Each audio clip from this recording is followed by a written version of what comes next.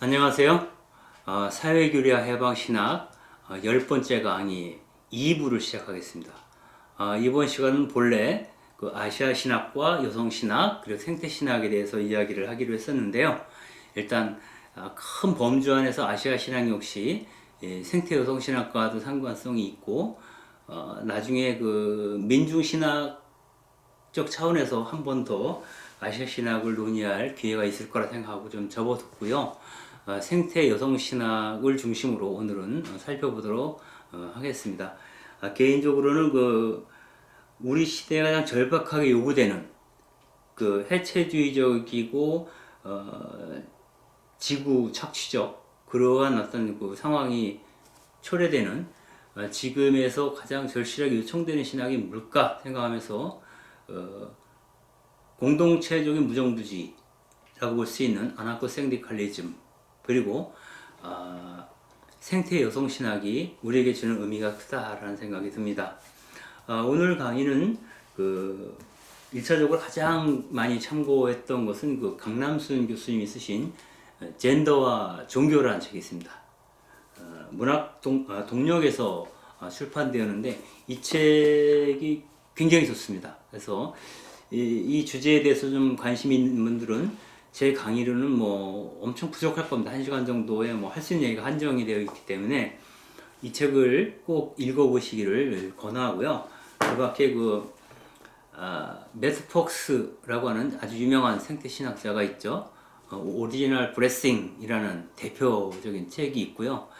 이분이 쓴 The Coming of the Cosmic Christ, 즉 우주적 그리스도가 도래하고 있다라고 하는 이 책도 이제 의미 있는 내용을 담고 있다라고 볼 수가 있겠습니다. 한번 들어가 보죠.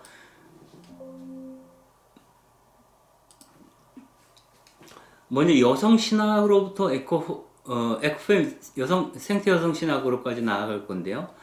먼저 여성 신학을 얘기하게 되면 흔히 우리가 얘기하는 것이 과연 남성이라고 하는 존재는 여성의 적인가? 라는 질문입니다. 여기서 만약에 남성들이 여성들의 적이라고 한다면 저 같은 사람이 여성 신학에 대해서 이야기하는 것 자체가 넌센스가 되겠죠. 그래서 남성이라는 것과 여성을 보편적인 의미로 간단하게 대립시킬 수 있는 것인가 라는 문제의식인데요. 중요한 것은 남성이냐 여성이냐의 문제가 아니라 남성 우월주의적인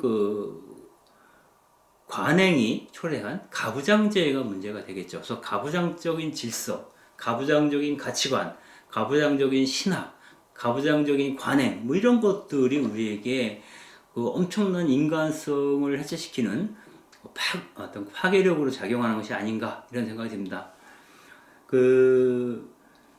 존 루언이라고 하는 분은 가부장제라고 하는 것, 남성 우월주의, 남성 중심적 질서라고 하는 것은 여성을 억압할 뿐만 아니라 남성도 온전한 인간으로 살 수 없게 만든다고 얘기를 합니다. 즉 가부장제는 남자도 여자도 사실상 억압해왔다라고 하는 얘기죠. 여기서 여성은 이래야 돼. 남자는 당연히 이래야 돼라고 하는 기능적인 어떤 그런 분업? 기능적인 구분? 이런 것들이 정상적인 남자, 정상적인 여자, 이런 것에 대한 선입관을 불러일으키게 하죠. 그럼으로써 그가 남성이기 전에 인간으로, 또 여성이기 전에 인간으로, 충분히 자기 자신의 고유한 길을 걸어서 하나님께로 가야 한다라고 하는 측면을 우리로 하여금 무시하거나 잊어버리게 한다는 거죠. 그래서 하기 원해도 난 남자니까 라고 하는 것 때문에 혹은 난 여자이니까 라고 하는 것 때문에 자기 자신의 창조적 능력을 상상력을 미리 제한하는 효과를 갖게 되죠. 그렇게 함으로써 이러한 여성 억압적인 어떤 그런 질서를 통해서 이득을 보는 남자도 있고요. 또 이득을 보는 여자들도 있을 것 같습니다. 결국 우리가 페미니즘이라고 하는 것은 이거를 보통 여성주의라고도 표현을 하는데, 강남순 교수님 같은 경우는 여성주의란 말이 마치 여성 중심적 신학이라는 오해를 불러일으킬 위험이 있기 때문에 그냥 페미니즘이라는 말로 쓰자 이렇게 말씀을 하고 계시고 있어요. 그래서 이 페미니즘은 남성에게서 그 권익을 빼앗아서 여성에게 주고자 하는 여성만을 위한 운동이라고 보면 안 된다라고 얘기를 합니다. 다만 여성들이 온전한 인간으로서의 자기의식화 과정을 겪는 그 과정에서는 잠정적으로 남성과 여성을 분리해서 사고하는 그러한 태도가 잠정적으로 필요하다라는 조건을 알고 있어요. 왜냐하면 우리 사회에서는 여성들이 자신의 이야기를 솔직하게 서로 나누면서 어떤 연대감을 형성할 기회가 그렇게 많지가 않았습니다. 그런 사회가 아니었죠. 그래서 여성들끼리 모여서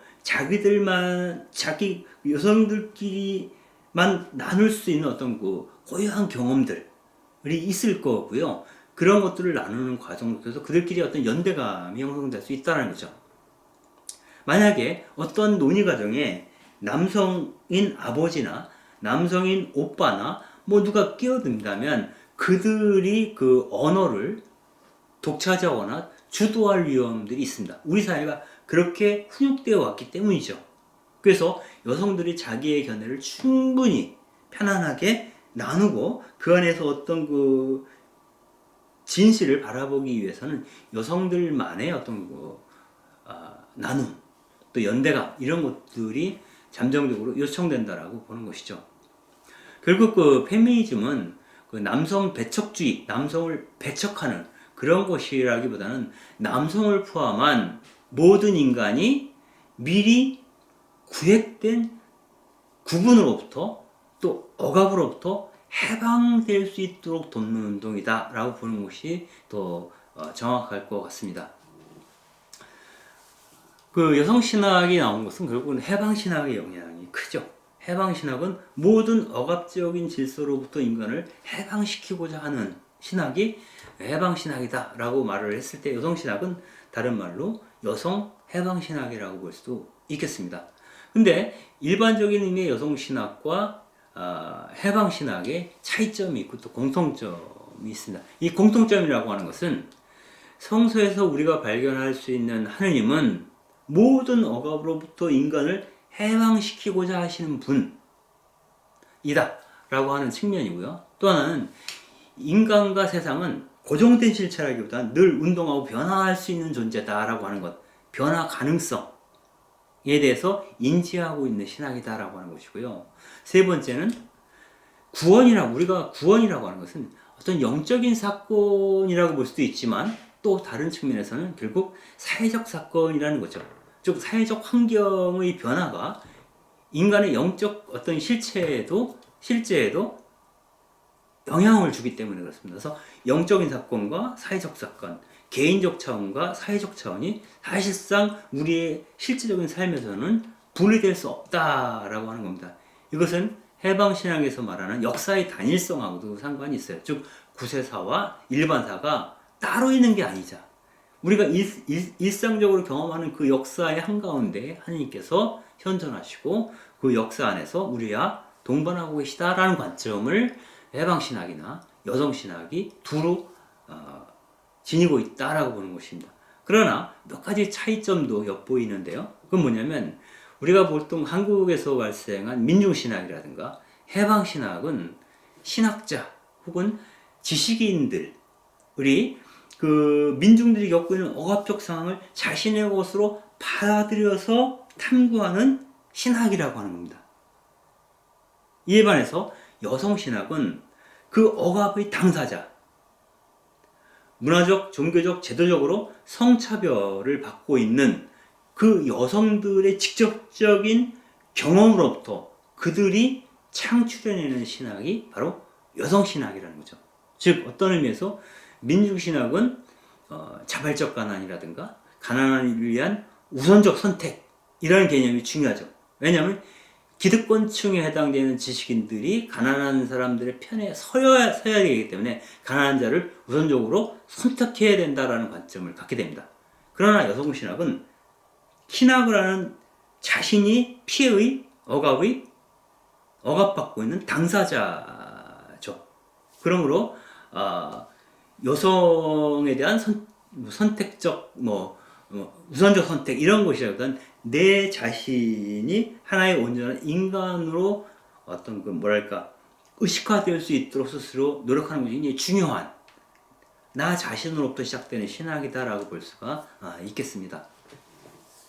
그렇다면 먼저 전통적으로 보는 하느님에 대한 생각, 또 예수님에 대한 생각, 이러한 생각들이 우리들을 나 자신을 하나의 남성으로 또 하나의 여성으로 하나의 인간으로 생각하는데 어떤 영향을 미치게 되죠. 그래서 이 시간에는 먼저 전통적인 신학에서 하느님을 또 예수님을 어떻게 보고 있는가를 잠깐 살피고 넘어가도록 하겠습니다. 이 그림은 이제 미켈란젤로의 천지창조의 한 일부 그림이죠. 그 하느님께서 인간을 창조하는 순간인데 그 아담이든 혹은 하느님이든 천사이든 다 백인입니다. 그리고 특별히 하느님은 그 회색 머리를 갖고 있는 노인의 모습을 갖고 있어요. 아주 역동적인 모습이지만 노인의 형상을 갖고 있어요. 백인이면서 노인이면서 어떤 힘을 갖고 있는 그러한 전능자로서의 어떤 하느님에 대한 관점을 사실은 전통적으로 갖고 있었죠, 교회에서는. 그런데 이러한 것들에 영향을 미치는 어떤 종교적인 상징, 또 그 신앙 집단이 갖고 있는 믿음의 체계, 즉 신조 혹은 교리, 또 그것을 퍼포먼스하는 일종의 그 제의를 만드는 사람들도 다 사실 그 종교 안에서 남성들이죠.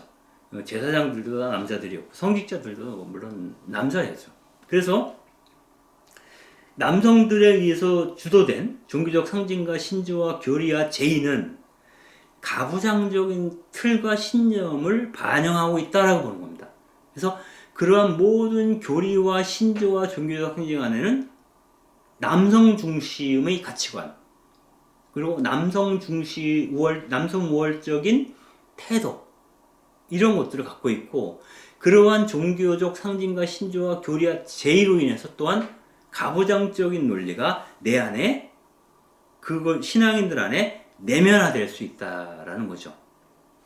그러한 차원에서 본다면 하느님을 아버지라고 고백하는 순간, 하느님을 아버지라고 반복적으로 고백하는 순간 하느님은 남성이구나 라고 우리는 생각하게 되는 겁니다. 그렇다면 하느님이 남성이라면 남성은 하느님처럼 신성하고 뭔가 우월적인 존재일 거라고 생각을 하고요. 당연히 이러한 남성에 비해서 여성은 열등하기 때문에 남성에게 종속적인 게 당연하다 혹은 자연스럽다라고 보는 거죠. 이를테면은 그 창조 과정에서 그런 거 있잖아요. 하와를 창조할 때 남자이 갈비뼈를 취해서 했다. 그러니까 온전한 인간은 아담만이 온전한 인간이죠. 아담을 이루고 있는 일부 갈비뼈, 그것만으로 만들어진 형상이 여성이라고 한다고. 불충분한 어떤 결핍된 존재로서 여성을 우리가 상정할 수 있게 됩니다. 그러므로 하느님인 남성과 남성의 우월성, 그리고 여성의 종속성, 이런 것들이 종교적으로 또 사회적으로 정당화되는 효과를 낳게 된다라고 하는 겁니다. 유명한 라틴 아메리카의 해방신학자인 후안 루이스 세군도의 경우에는 이렇게 얘기를 합니다. 이 불의한 사회, 계급적 사회죠. 이 불의한 사회와 신에 대한 왜곡된 개념은 서로 연결되어 있다라고 하는 겁니다. 이 세상이 가부장적인 유계 질서 아래서 고착되어 있다면 그것은 아마도 하느님이 그런 상황을 용인하시는 분일 거라고 하는 개념으로부터 나왔을 거라고 보는 겁니다. 그래서 종교신학자라고 보통 얘기하는 그 틸리히는 신은 신에 대한 상징이라고 합니다. 즉 우리가 하느님이라고 얘기할 때 그 하느님은 하느님에 대한 상징을 통해서 그 정체성이 규정된다라고 보는 겁니다. 그래서 우리가 통상적으로 아버지라고 고백했던 하느님에 대해서 아버지라고 부르지 말고 그분은 존재 그 자체, 존재의 근원, 존재의 힘, 뭐 이렇게 부르는 게 맞겠다. 이 존재 자체, 존재의 근원, 존재의 힘, 우리의 삶을 우주적 질서를 떠받쳐주는 어떤 근원적인 힘이 곧 하느님이시다 라고 보는 거죠. 그렇다면 이제 이것이 어떤 그 하느님에게서 성적인 측면을 삭제하는 거죠. 그래서 그 남성과 여성에 연루되지 않는 그러한 개념으로서의 개념으로 하느님을 불러야 타당하다라고 틸리히는 이야기를 하는 겁니다.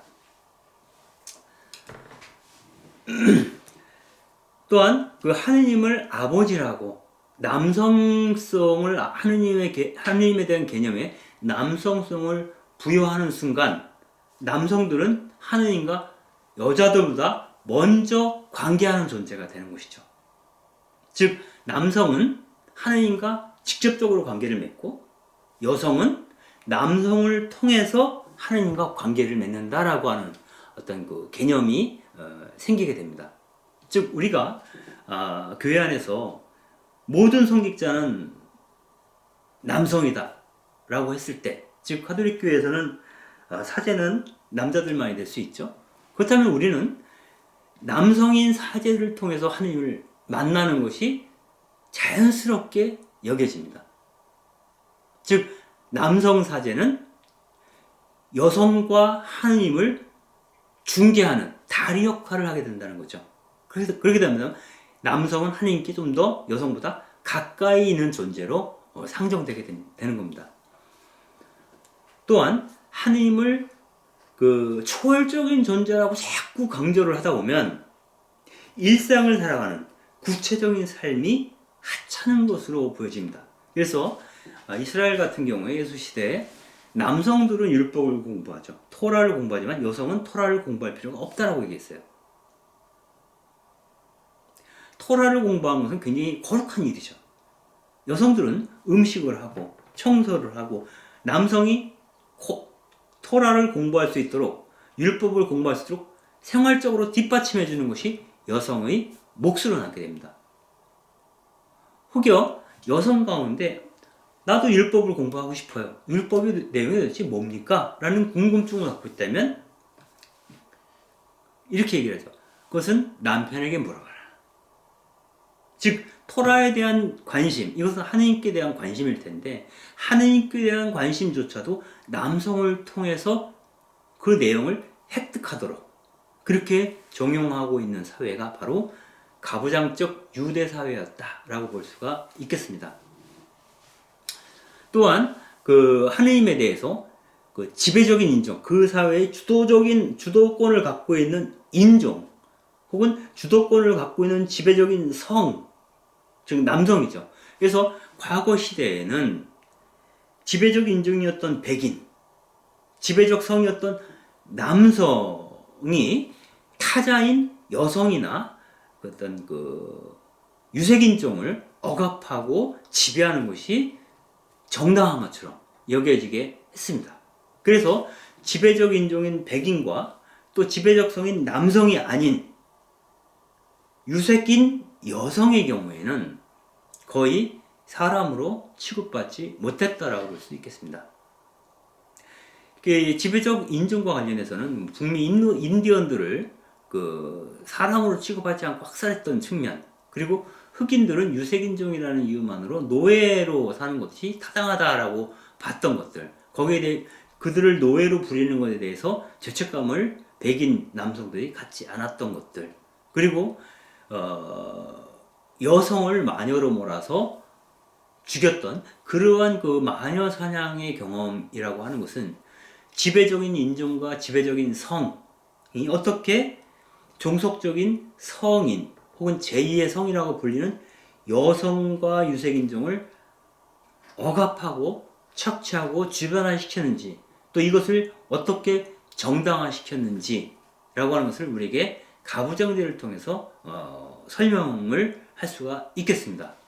그래서 그 인종과 성이 맞물려 있는 지점에서 흑인 여성 작가였던 앨리스 워커, 여기서 사실은 흑인 작가라고 해야지 흑인 여성 작가라고 부르는 것 자체도 성차별적인 용어라고 볼 수 있는데, 아무튼 흑인 작가였던 앨리스 워커가 쓴 소설이 있죠. 컬러 퍼플, 보랏빛이라는 보랏빛. 여기서는 앨리스 워커가 그렇게 얘기를 합니다. 우리는 이제 페미니즘이라는 말을 쓰지. 페미니즘은 백인 여성들의 여성주의 신학이라는 거죠. 이거라기보다는 오히려 여기서 인종주의적 편견을 벗기는 우머니즘이라고 표현하자라고 새로운 신조어를 만듭니다. 우머니즘. 그래서 흑인 여성 신학이라고 볼 수도 있겠습니다. 이 컬러 퍼플이라는 소설에서 그 주인공이었던 흑인 셀리는 이런 얘기를 하죠.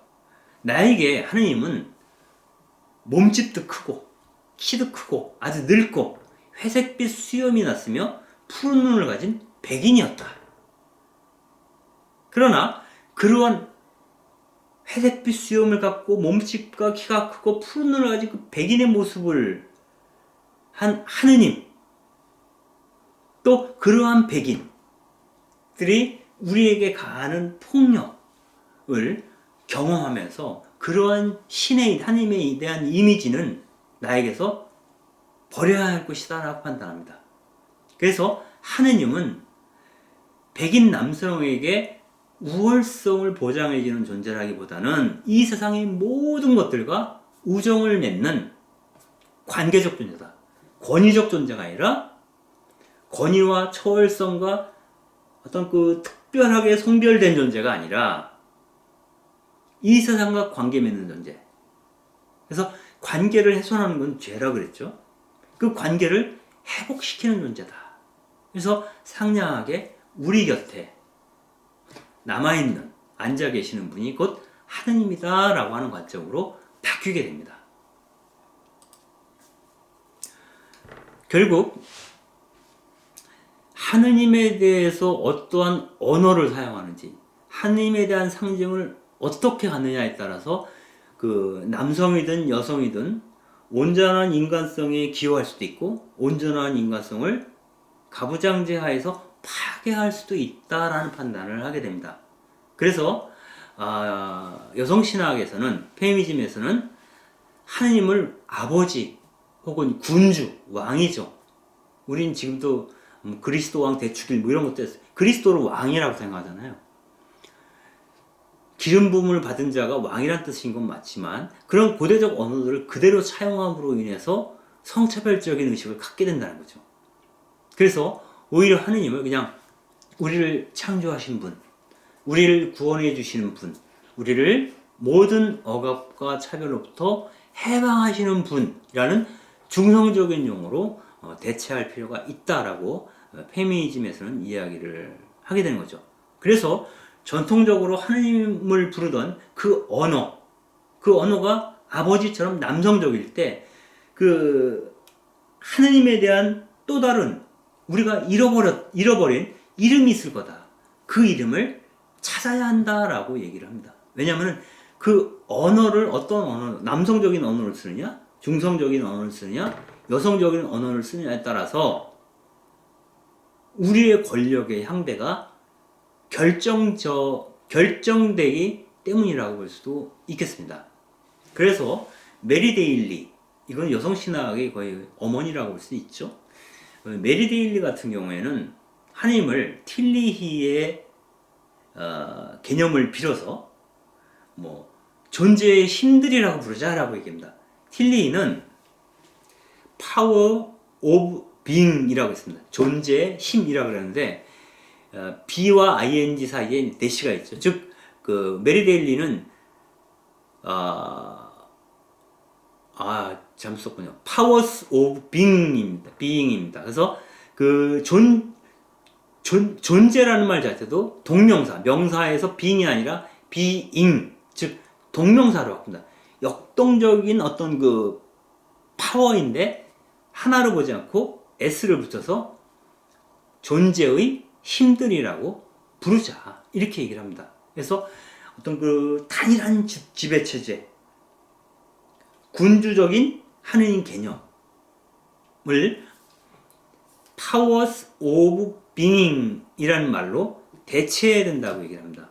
그리고 로즈메리 루터 같은 여성 신학자들은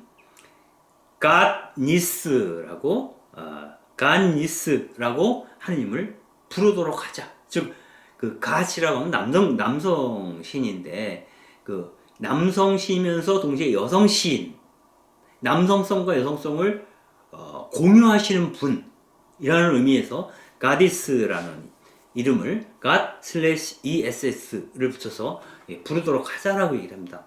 그러면서 이 루터는 하느님을 부모로 생각하는, 즉 우리의 어버이신 하느님, 이런 말도 있거든요. 하느님 어버이시여, 뭐 이런 식으로 표현할 수도 있겠죠. 어버이로서, 부모로서의 하느님이라고 고백하는 것은 그러나 적절치 않다라고 판단합니다. 왜냐하면 하느님을 어버이라고 자꾸 부르다 보면 그 인간을 의존적인 상태에 머물게 하고 결국은 영적인 유아기 상태에서 해방될 수 없도록, 영적인 유아기 상태에서 성장하지 못하도록 제한하는 효과를 낳는다. 그래서 그 God as Parents라고 하는 이름으로 하나님을 부르는 것도 루터는 적절치 않다라고 봅니다. 즉, 그러나 더 나아가서는 그 goddess라든가 power of being처럼 하느님은 사실상 남성도 아니고 여성도 아니라는 거죠. 남성이면서 여성도 아니라는 거예요, 사실은. 성으로 규정될 수 없는 그 성 자체를 넘어서 계시는 분으로 이해하는 것이 타당하다, 적절하다라고 보는 것입니다. 그러나 그 남성신에 대한 개념을 중성신의 개념으로 바꾼다고 해서 문제가 해결될 것인가? 사실상 그 성서와 교회 전통에서는 그 모든 문헌들이 본질적으로 성차별적이다라고 이해하는 급진적 페미니스트들도 있습니다. 이런 분들은 여신에 대한 전통을 회복해야지만이 여성이 자기 주권을 회복할 수 있다라고 하는 입장에 서게 됩니다.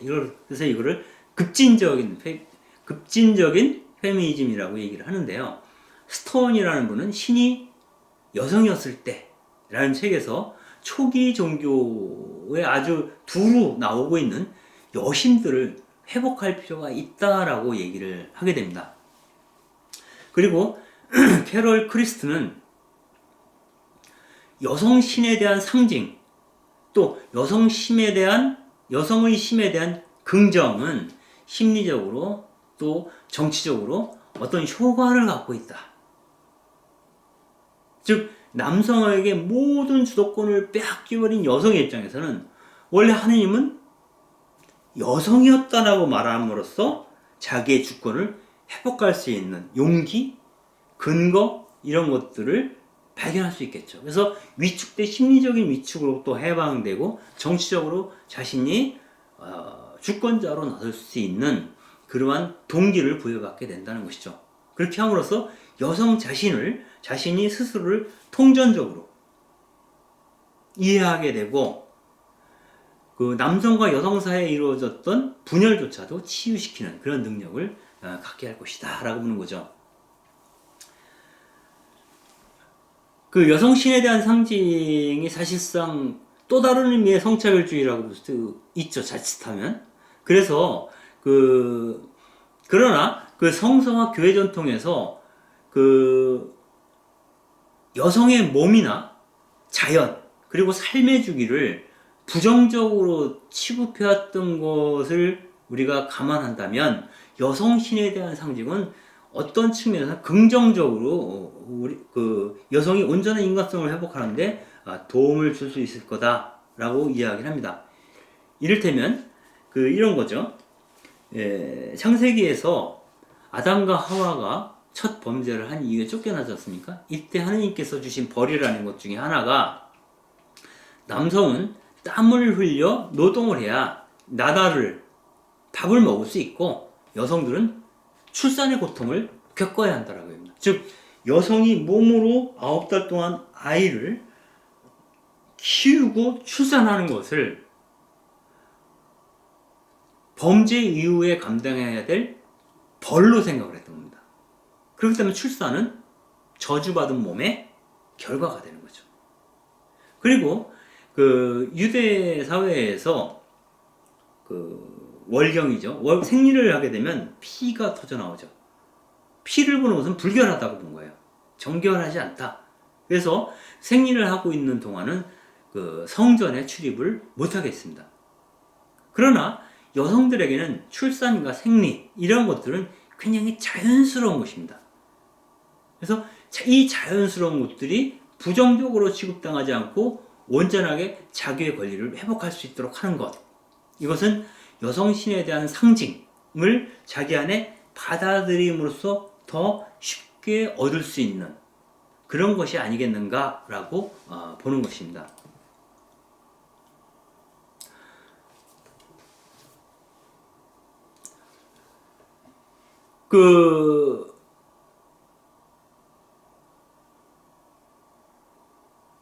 예수님에 대한 것도, 예수님은 우리가 역사적 예수님은 뭐 남성이었죠. 나자렛 예수는 남성이었어요. 역사적 예수는. 그래서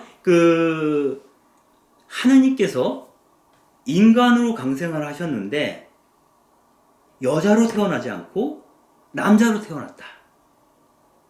그러므로 이러한 그리스도를 대신하는 사제들은 당연히 남성이어야 한다. 이런 논리적인 흐름들이 있습니다. 그래서 거꾸로 얘기하면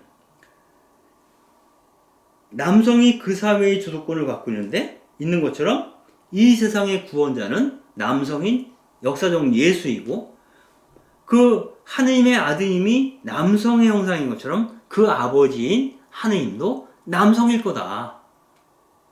그리고 하느님을 아버지라고 하는 남성적 언어로 우리가 예배를 드리게 되는 거죠. 그럼으로써 상호적으로 남성이 그 사회의 주도권을 행사하는 것이 성별되는 거죠. 거룩하게 존중받는 문화를 낳았다라고 보죠. 페미니즘에서는. 1976년 10월 15일에 발표한 바티칸 문헌에서는 이렇게 얘기를 합니다. 사제는 예수 그리스도를 대신하여 일하는 것이므로 자연적 유사성이 필연적으로 따라야 하므로 여성은 사제로 받아들일 수 없다. 즉 여성 사제가 안 되는 것은 자연적 유사성, 예수님이 자연적 남성이기 때문에 남성인 예수님의 자연적 유사성에 비추어 볼 때 남성만이 사제가 될 수 있다라는 거예요. 이건 다른 말로 어떻게 여성인 사제를 보면서 남성인 그리스도를 우리가 생각할 수 있겠는가? 남성인 사제를 통해서만 남성인 그리스도를 우리는 알아볼 수 있게 되고 하나님에 대해서도 알아볼 수 있게 된다라는 관점을 갖게 된다는 거예요. 근데 사제가 남성이라고 하는 것은 사제는 남성만이 사제가 될 수 있다는 것이 자연적 유사성에 따른 것이라면 로즈마리 루터 같은 경우에는 좀 이상하다 이렇게 보는 겁니다. 왜냐하면 자연적 유사성에 따른 것이라면 사제는 1세기에 살았던 유대인이면서 가난한 목수였던 예수님과 닮아야 돼요, 자연적으로. 그런데 그분이 유대인이었는데도 불구하고 흑인이나 중국인이나 네덜란드인도 남성이라면 누구나 사제가 될 수 있죠. 그리고 가난한 목수의 아들이라고 하는 자연적 유사성에 따르면 모든 사제는 가난한 사람들로부터 나와야 돼요. 그러네 어떠한 부자들도 사자가 되는데 걸림돌이 되지 않습니다. 결국 자연적 유사성이라는 인종과 출생지라든가 그의 직업이라든가 이러한 모든 자연적 유사성은 관계가 없고 오로지 성적인 측면, 그가 남성인가 여성인가의 부분만 자연적 유사성에 따라서 사제는 남성만 돼야 된다라고 얘기하는 것은 논리적으로 모순이 있다라고 로즈메리 루터는 이야기를 합니다. 그래서 예수의 남성성에 대한 대체 상징으로서 1975년에 그 에드위나 샌디스라고 하는 작가가 십자가에 달린 크리스타를 조각을 합니다. 이것은 뉴욕 성요한 대성당 제대 위에 걸려 있는 것입니다. 옆에 보이시는 이 그림은 바로 크리스타에 대한 청동 조각입니다. 뭐 가슴도 나와 있고요. 완전한 여성이죠. 그러나 십자가에 달려 있죠. 이건 뭐냐면 이 시대를 살고 있는 여성들이 아주 오랫동안 십자가에 달려 있었던 것처럼 예수님도 이 여성들과 똑같은 형상으로 십자가에 달려 계신다는 거예요.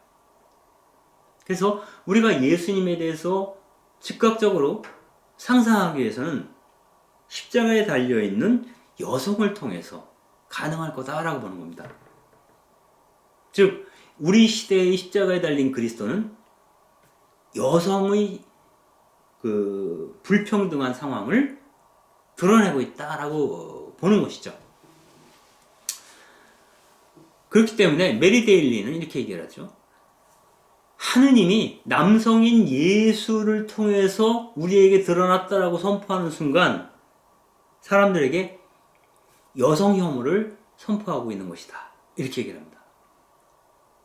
그래서 남성 예수를 현시하고자 했던 것이 바로 에드위나 샌디스라고 볼 수 있겠죠. 노르위치의 줄리앙, 신비주의자죠. 라인 강변의 신비주의자. 이 노르위치의 줄리앙은 하느님은 어머니이면서 또한 아버지이다. 이렇게 얘기를 했습니다. 어머니이며 아버지이다.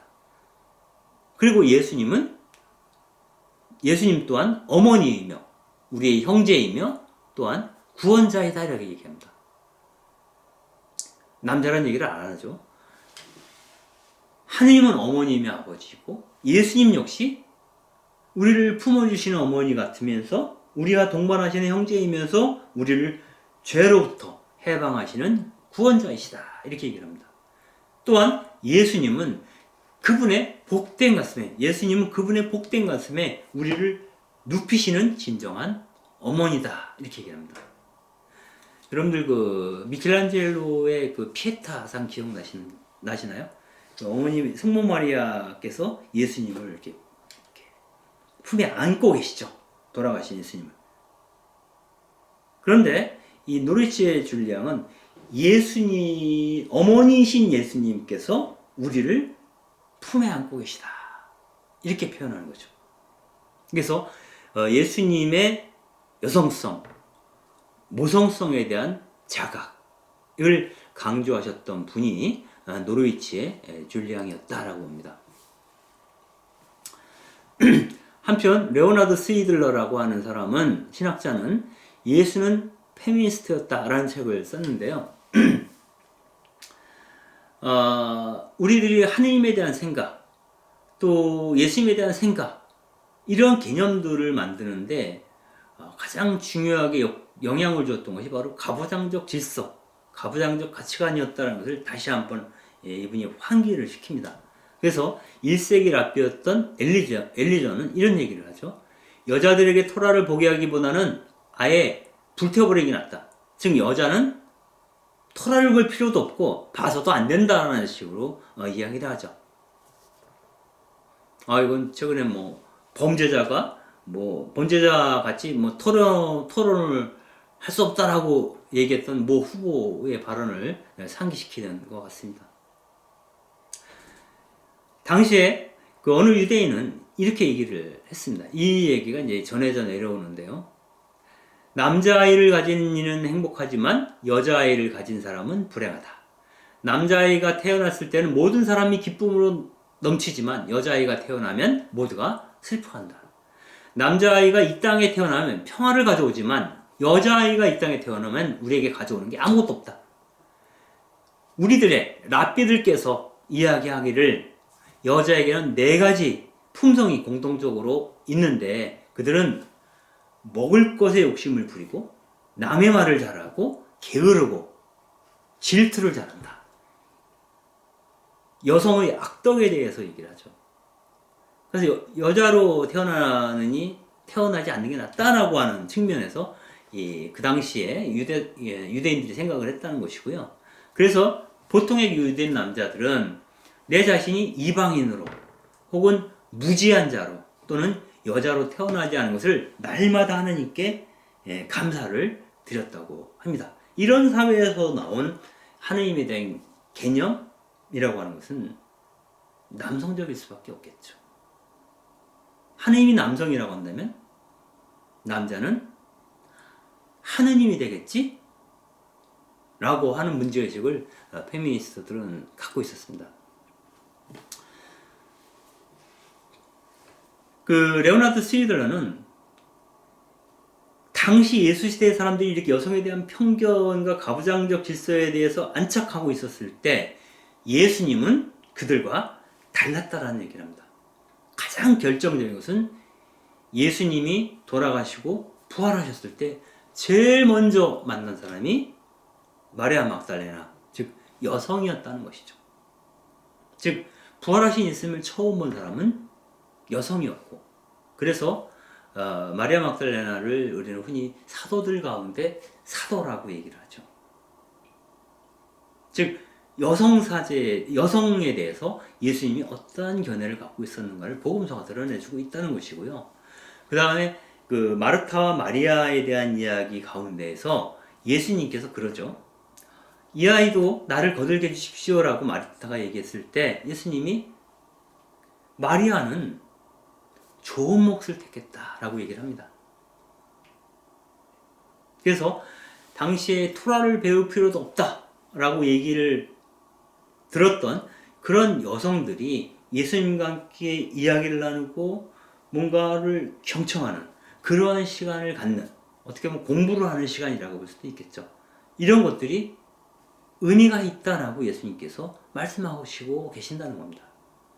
그리고 야곱의 우물과 관련된 이야기에서 예수님이 아주 공적인 장소, 우물가라는 게 공공장소죠. 여기서 이방인이었던 사마리아 여인에게 먼저 말을 건네고 그들에게 생명의 말씀을 들려주시죠. 이런 것 역시 여성에 대한 편견, 여성은 율법으로부터 배제되어야 된다라든가 아니면 공적인 임무로부터 배제되어야 된다고 하는 그런 어떤 그 당시에 어떤 악습으로부터 자유로운, 즉 인습을 타파하는 그러한 존재로서의 예수의 모습을 우리에게 보여주고 있다라고 로즈마리 루터는 레오나르드 슈이들러는 이야기합니다.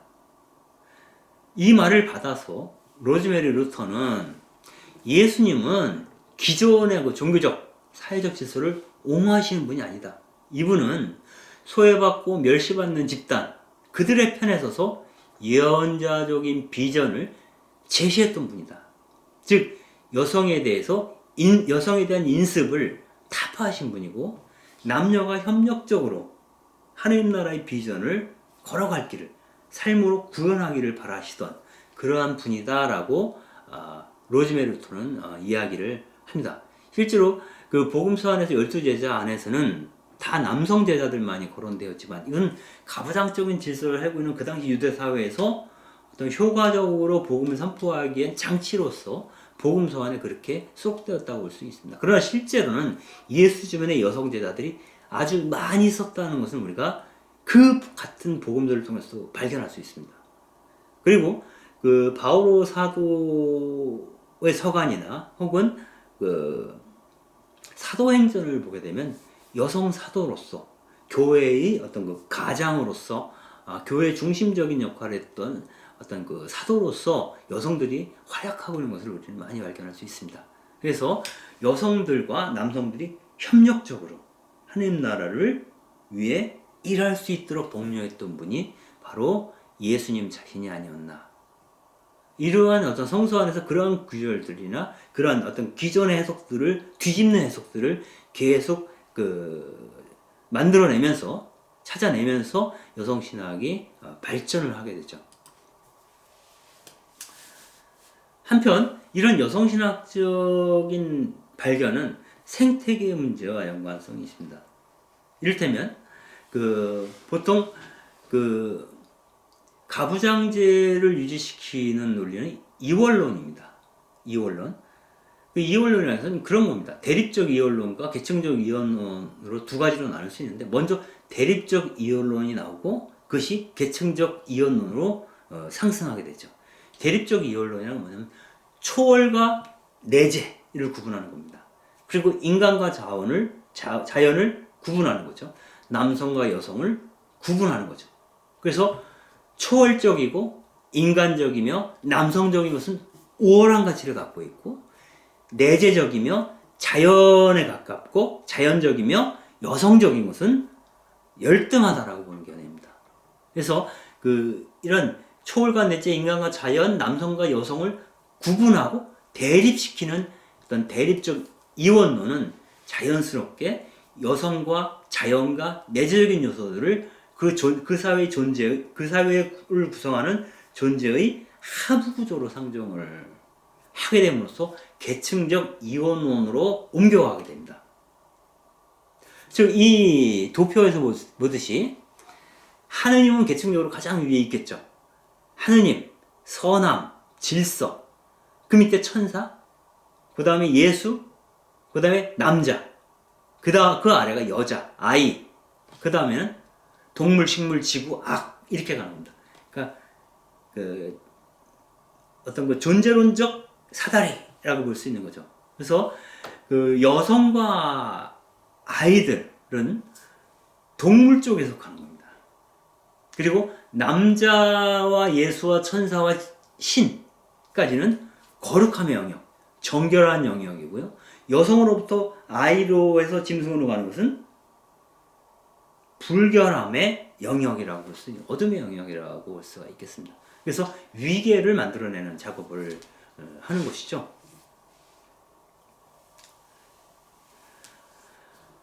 우리가 창세기를 보게 되면 하나님께서 인간을 창조하시면서 이렇게 얘기를 합니다. 자식을 많이 낳고 번성하여 땅을 가득 채우고 지배하라. 땅을 지배하라는 겁니다. 그리고 바다의 물고기, 하늘의 새와 땅을 기어다니는 온갖 생물들을 너희가 다스려라, 이렇게 얘기를 합니다. 즉 인간으로 하여금, 여기서 인간은 아담입니다. 아담은 남성이죠. 남성인 인간이 이 세상을 지배하도록, 다스리도록 명령하는 그런 하나님의 말씀이 창세기에 기록되어 있죠. 이 부분으로 인해서 인간의 혹은 아담, 남성의 자연에 대한 지배, 척치, 이런 것들을 합리화하는 구실로 삼게 되었다라고 이제 에코페미니즘에서는 얘기를 하고 있고요. 앞서 사회규리에서는 이렇게 얘기를 하죠. 그거는 성경을 잘못 이해한 거다. 그것은 여기서 지배하여라, 다스려라 하는 말은 잘 돌보아라, 잘 경작하여라 라고 하는 뜻이다. 즉 인간을 이 피조물들에 대한 관리자로서 청지기로 하느님께서 삼으셨다라고 하는 뜻이다 라고 해석해야 된다라고 하는 입장이 사실상은 이제 사회규리의 입장입니다. 기본적으로. 그런데 에코페미니즘을 지지하는 분들은 이렇게 얘기합니다. 인간을 청지기로 불렀다라고 규정하는 것은 여전히 자연은 인간의 관리 대상이다라고 생각하는 것과 같다. 즉 여전히 자연은 인간이 관리해야 될 대상, 자연의 대상화의 문제를 안고 있다. 그래서 에코페미니즘은 인간과 자연이 우열의 관계가 아니다. 이걸 우열의 관계라고 얘기하는 건 앞서 이 그림에서 보여준 것 같은 어떤 존재의 위계를 다시 한번 상기시킬 위험이 있다라고 보는 겁니다.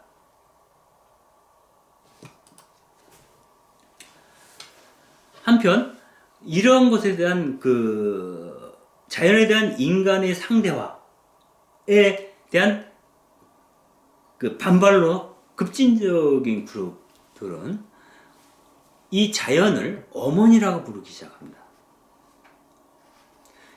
이 그룹은 여성성을 찬양하고 남성성을 비판하죠.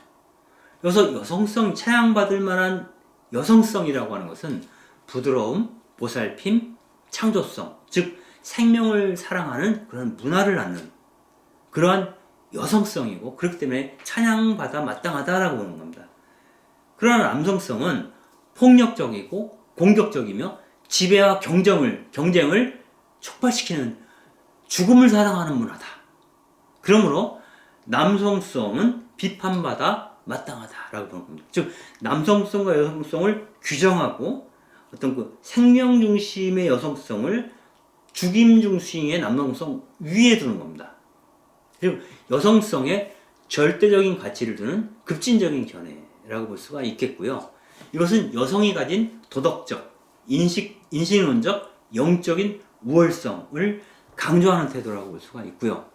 그래서 이 여성이야말로 자연과 가까이 있는 존재이기 때문에 생명의 미래를 보장할 수 있다. 그러므로 여성이 이 세계를 운용하는 주도성을 얻어야 한다라고 하는 관점으로까지 발전할 수 있겠죠. 그래서 이들은 여성과 자연을 동렬로 취급을 함으로 인해서 자연을 파괴하는 것은 여성을 강간하는 것과 같다. 이것은 자연을 강간하는 것이고, 사실상 자연을 파괴할 때마다 우리는 우리의 어머니를 살해하고 있는 것이다. 생태의 위기를 극복하기 위한 대안으로서 이러한 식의 여성성 어떤 그 어머니 자연론을 갖는 것은 효과적일 수는 있겠어요. 그러나 문제는 온전한 인간성이라는 측면에서의 어떤 균형감을 갖기는 좀 어렵겠죠. 즉 이러한 견해는 굉장히 급진적인 여성들에게 어떤 그런 설득력을 갖고 있지만, 한편으로는 자연에 대한 또 어머니에 대한 개념을 왜곡하고 있다라는 비판도 받고 있습니다. 즉 너무 자연을 낭만화하고 있다는 겁니다. 실제로 자연이라고 하는 것은 풀잎처럼 부드럽고 감각적이며 무언가를 이 흙처럼 모든 것을 받아들이는 그런 수용적이고 배려하고 있는 그러한 존재처럼 느껴지지만, 또 한편으로는 굉장히 폭풍처럼 거칠고 폭력적이며 때로는 냉정하게 생명을 살해하는 측면도 있죠.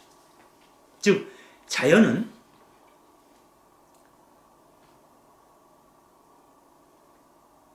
부드러우면서도 날카로운 존재라고 볼 수 있습니다. 그래서 자연을 있는 그대로의 자연을 보려하지 않는 태도일 수 있겠다, 이런 건. 또한 어머니 역시 어머니이기 전에 고유한 개인이죠. 고유한 인간이죠. 그 어머니를 누군가를 보살피고 친절하고 뭔가를 이렇게 품어내는 그러한 존재로만 어머니를 부분적으로 규정할 위험이 있다는 거죠. 어머니는 어머니이기 전에 하나의 여성이고, 여성이기 전에 인간이죠. 그래서 이 여성들은 어머니로서 역할을 하기도 하지만 한 인간으로서 다양한 측면들을 갖고 있는 겁니다. 그 다양한 측면들을 보지 않는다는 거죠. 마찬가지로 이것은 남성의 개념도 왜곡합니다. 모든 남성이 폭력적이고 공격적이고 지배를 원하고 경쟁적이지는 않거든요.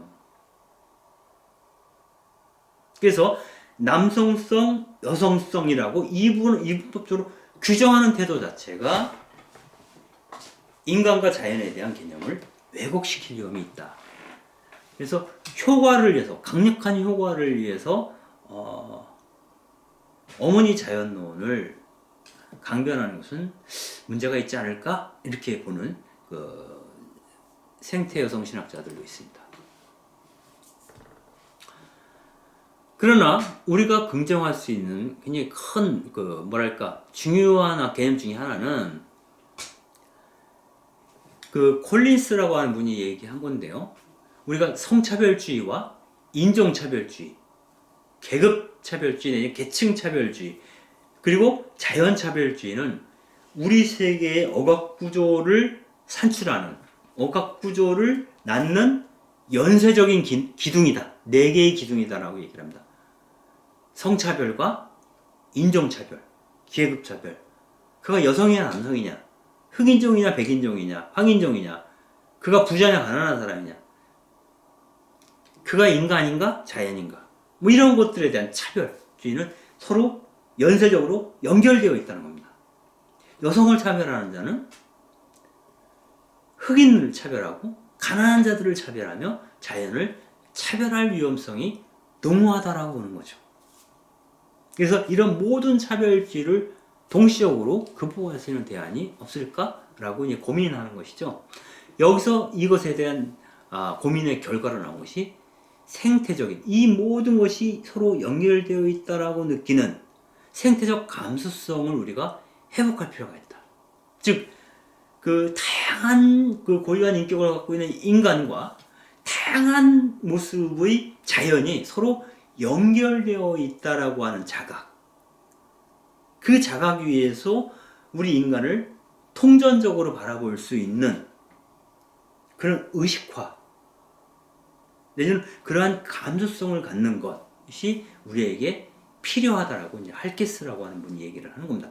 이 에콜로지컬 센시티비티, 즉 생태적 감수성이라고 하는 것은 사람과 자연의 상호 연결 체험, 서로 연결되어 있다는 것을 민감하게 체험하는 데서부터 시작된다고 하는 겁니다.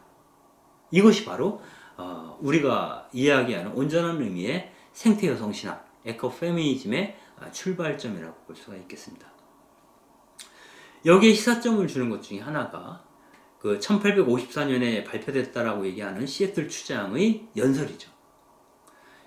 시애틀 추장은 이렇게 얘기를 합니다. 공기는 홍인종에게 값진 것이다. 이 세계에 존재하는 모든 것, 동물이나 사람이나 나무는 모두 똑같은 숨을 쉬고 있기 때문이다. 동물이 없다면 사람들은 뭘 할 수 있을까? 만약 모든 동물들이 사라지고 만다면 사람들은 영혼의 고독 속에서, 영혼의 거대한 고독 속에서 죽어가게 될 것이다. 그리고 동물들에게 어떤 일이 일어난다면 곧 그 똑같은 일이 사람들에게도 일어날 것이다. 동물들에게서 일어나는 일이 사람들에게도 일어날 것이다. 왜냐하면 모든 존재는 그가 동물이든 사람이든 나무든 서로 연결되어 있기 때문이다 라는 것입니다. 이 세계에 존재하는 모든 존재들은 똑같은 숨을 쉬고 있고, 그 중에 일부가 사라질 때 우리 영혼은 거대한 고독 속에 내버려지게 될 것이고, 그들에게 발생한 사건이 우리에게도 발생한다. 이 자연이 황폐화될 때 인간의 영도 황폐화될 것이라는 겁니다. 왜냐? 이 세계와 인간은, 나는, 이 세계와 나는 서로 깊은 곳에서 맞닿아 있는 존재이기 때문이다 라고 하는 것입니다. 이러한 생태적 감수성을 회복하는 것, 그래서 우리가 이 모든 존재들이 서로 어울려서 춤을 추는 코스믹 댄스, 우주적인 춤을 추고 있다라고 지각하는 것, 깨닫는 것, 느끼는 것, 그것이야말로 생태적 감수성이면서 동시에 생태 여성신학의 출발점이다 라고 이야기를 하고 있습니다. 이러한 관점에서 몇 가지 생태 영성, 생태주의적 영성이 등장을 하게 되는데, 첫 번째는 아까 매트 폭스가 주장했던 창조 영성입니다. 이 매트 폭스는 도미니코의 신부님이었는데 나중에 뭐 교황청 신앙교류성으로부터 단죄도 받고 막 그랬죠. 왜냐하면 어머니인 지구에 대한 얘기를 자꾸 해가지고 이단적인 요소가 있다. 그래서 이제 단죄를 받기도 했는데, 이 매트 폭스는 11세기에서 13세기에 존재했던, 살아갔던 독일 라인 지방의 4명의 신비주의자들에 대한 이야기를 토대로 해서 그 창조적 영성에 대해서 얘기를 합니다. 즉 힐데가르트와 메이틸드, 줄리앙, 마이스터 에카르트. 그래서 힐데가르트와 메이틸드와 줄리앙은 여성이고요, 마이스터 에카르트는 남성이죠. 특히 이제 메이틸드와 마이스터 에카르트는 그 백인의, 즉 그 평신도 여성들의 수도 공동체와 깊이 상관이 있습니다. 이 창조 영상에서는 주로 성경이 갖고 있는, 특히 창세기, 성경이 갖고 있는 시편의 내용이라든가 이런 성경이 갖고 있는 창조 신학, 이런 창조 영상 관련된 부분과 또 켈트족 영성, 켈트족 영성에는 아일랜드 영성이라고 볼 수가 있겠습니다. 이건 뭐냐면 이 자연 사물 안에 하느님의 영이 깃들어 있다라고 하는 겁니다. 그래서 이 호수를 바라보며 우리는 하느님의 기운을 느낄 수 있다라는 겁니다. 그래서 그 자연 사물을 함부로 대하지 않는 거죠. 자연에 대한 경외심을 불러일으키는 그러한 영성을 켈트 영성이라고 볼 수 있습니다. 그래서 이 성경과 켈트 영성, 그리고 여성들이 경험한 고유한 것들, 즉 여성의 고유한 경험들을 중심으로 해서 그 창조 중심의 영성을 구성을 하게 됩니다. 여기서 가장 핵심적인 개념은 오리지널 브레싱입니다. 인간은 원죄로부터 시작하지 않고 은총으로부터 시작된 존재라고 보는 겁니다. 인간은 본래적인 은총 안에, 본래적인 선함 안에 있다라고 하는 겁니다. 그래서 모두가 연민을 통해서, 그러니까 하느님이 인간에 대한, 이 세상에 대한 연민으로부터, 즉 하느님 연민의 유출이 인간이라는 거죠. 이 세상과. 그래서 우리는 사물과 인간이 서로 사랑하는 거죠. 사물과 사물이 사랑하고 사람과 사람이 사랑하는 그 연민에 의해서 구성된, 창조된 이 세계는 본래적인 은총 안에 있다. 오리지널 브레싱 안에 있는 존재다. 즉 이들의 착함은 상호 연관성으로부터 비롯된다라고 하는 겁니다. 그런데 이 상호 연관성을 거부하는 순간 죄가 발생한다는 겁니다. 즉 관계의 단절이죠. 인간과 인간의 관계의 단절, 인간과 자연과의 관계의 단절은 곧 이 인간과 자연이 하느님의 은총의 선물이죠. 근데 이것과 단절된다는 것은 곧 하느님과 단절되는 것을 의미하는 거죠. 하느님과의 상호 연결성이 깨지는 거죠. 이것이 바로 죄이고 또한 악이라는 겁니다. 그러나 이 세계는 오리지널 브레싱, 은총 안에서 창조되었다라고 하는 것입니다. 그래서 너무 죄의식, 모든 사물 안에 죄가 숨어있다, 악한 기운이 서려있다라고 보는 데서부터 논리를 시작해서는 안 된다라고 하는 겁니다. 마이스터 에크하르트는 이렇게 얘기했습니다. 하느님은 출산하는 어머니다. 즉 이 우주를 낳으시는 분이다 라고 보는 거죠. 하느님께서는 이 우주를 당신의 연민으로, 당신의 자비 안에서 이 우주를 낳으신 분이다 라고 마이스터 에크하르트는 이야기하고 있다라고 얘기하는 거고요. 줄리안 같은 경우에는 우주는 아버지이신 하느님의 신성한 자궁이다. 이 우주는 하느님께서 이 세상을 낳는 신성한 자궁이라는 겁니다. 하느님, 아버지인 하느님이라고 표현하지만 실제로 하느님은 엄마처럼 자궁을 갖고 있는데 그 자궁이 우주라고 하는 것이죠. 이러한 개념으로부터 사실상 그리스도, 그렇게 산출된 그리스도는 역사적 예수를 통해서도 우리에게 현존하지만 이 우주 전체에 존재하신다. 이 우주를 통해서 우리는 누구를 맛볼 수 있다? 그리스도를 만날 수 있다. 그분을 맛볼 수 있다라고 보는 거죠. 여기서 이제 코스믹 크리스트, 즉 우주적 그리스도라는 개념이 나오는 겁니다. 이 그리스도론이라고 하는 것은 테아르드 샤르댕 같은 경우에는 역사적 예수만이 그리스도가 아니라 이 그리스도가 계속 확장되어 가는 과정이 역사적 과정이다라고까지 얘기를 하지 않습니까? 그러니까 그리스도를 어떤 개인에게 부여된 칭호로 보는 게 아니라 하느님화 되어가는, 하느님께 가까이 다가가는 모든 존재를 그리스도화하는 과정에 서 있는 존재로 보는 거죠. 그래서 우주적 그리스도론의 초석을 놓은 분은 데야르드 샤르댕이라고 볼 수가 있고요. 웨트폭스는 이것을 더 확장시켜서 얘기를 합니다.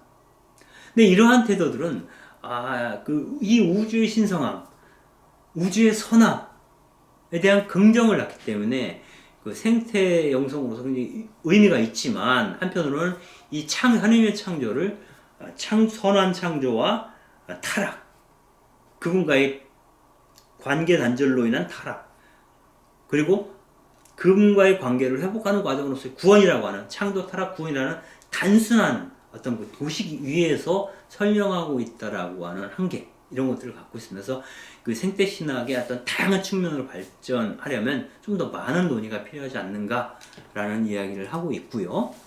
또 한편 이런 생태의 신학에 도움을 줬던 것은 과정신학입니다. 즉, 이 과정신학은 화이트헤드가 처음 창안한 신학이 이제 과정신학이라고 보는데, 이 화이트헤드는 1927년부터 28년까지 기포드에서 강연을 하는데, 그 내용이 과정과 실제라고 하는 책으로 나왔습니다. 여기서 화이트헤드가 주장하는 것은 유기체 철학이라고 불러요. 유기체 철학. 즉, 모든 존재는 근원적으로 특성상 관계적이다. 모든 존재는 관계적이다라고 봅니다. 관계적. 즉, 불교에서 이런 너가 있으니 내가 있다라는 거죠. 너가 없으면 나도 없다. 이러한 것들과 연관이 되어 있습니다. 그래서 그가 생명을 갖고 있는 생물체이든, 혹은 이런 물질, 비생명, 혹은 원자이든 분자이든, 그 모든 것들은 본래적으로 가치가 있다라고 하는 거고, 인간의 경험과 이러한 사물들, 모든 동식물과 산천과 이 대지와 이 사물들의 경험은 어떠한 연속성 안에 있다. 즉 관계 안에 들어가 있다는 거죠. 어떤 사물과 동식물의 경험이 나의 경험에 영향을 주고, 나의 경험 역시 그들에게 영향을 줄 수 있다는 거죠. 그래서 다른 모든 창조물들, 나 밖에 있는 모든 창조물들에 대해서 경외하고 그들을 내 가족처럼, 내 친족처럼 느끼는 것이 우리에게 중요하다라고 하는 거죠.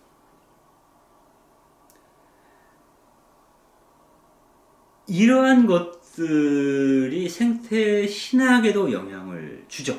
그래서 그 생태적 과정 신학을 주장하는 존 카비나 데이비드 그리핀 같은 사람들은 기본적으로 범죄 신론을 긍정합니다. 범죄 신론이라는 것은 하느님께서 이 우주 전체에 편만하게 계시다는 거야. 이 우주 전체를 포함하고 이 우주 전체를 관통하고 계시는 분이 바로 하느님이시다라고 합니다. 그래서 이 우주의 모든 부분에 하느님이 내재하신다는 거예요. 그러나 그 하느님은 이 우주보다 크고 이 우주로 인해서 다 소진되지 않는 분이다.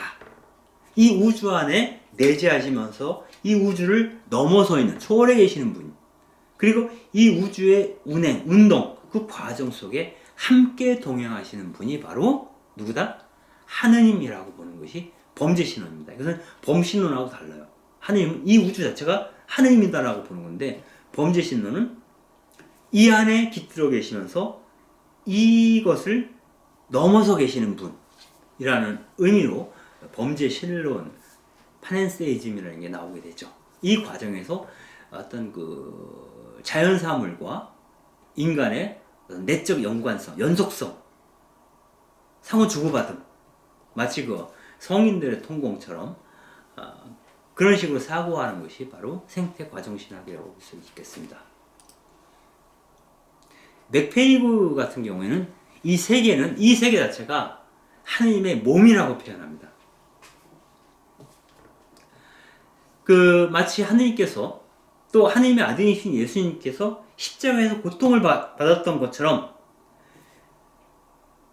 그 그리스도께서는, 그 하느님께서는 지금 당장 고통받고 있는 이 지구 안에, 그 고통 안에서, 지구 안에 그 고통과 함께 현존하고 계시다라는, 즉 이 지구가 훼손되고 고통받고 있을 때 하느님도 함께 고통받고 계시다. 그 고통에 참여하고 계시다라고 보는 겁니다.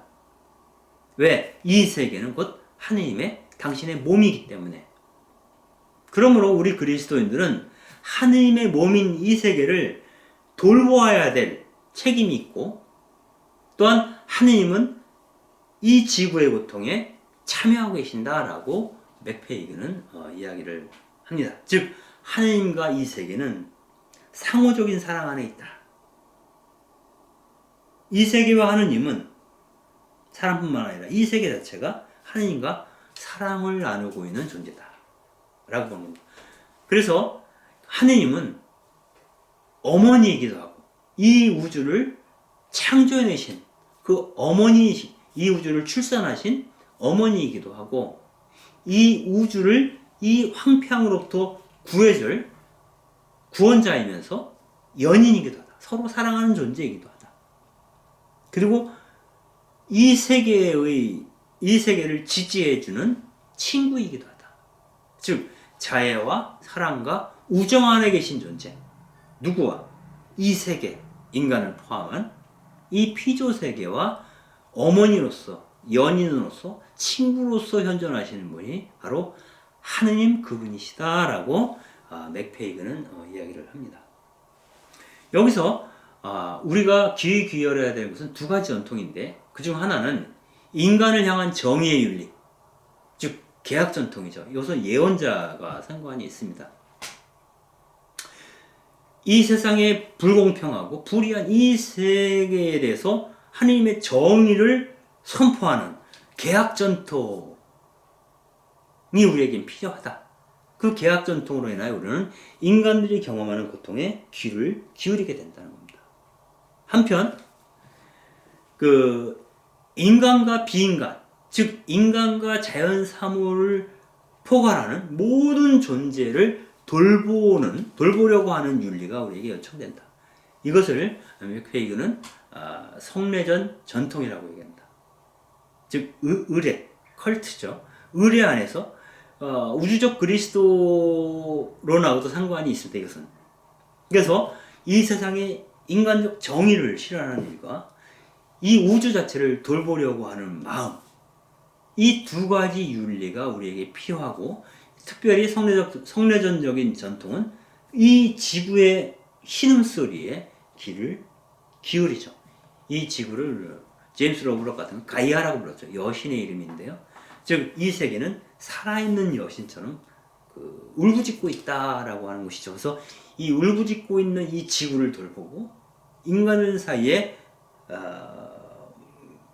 평등한 정의를 실현하는 것, 이 두 가지가 우리들의 과업이다라고 이야기를 하는 것입니다.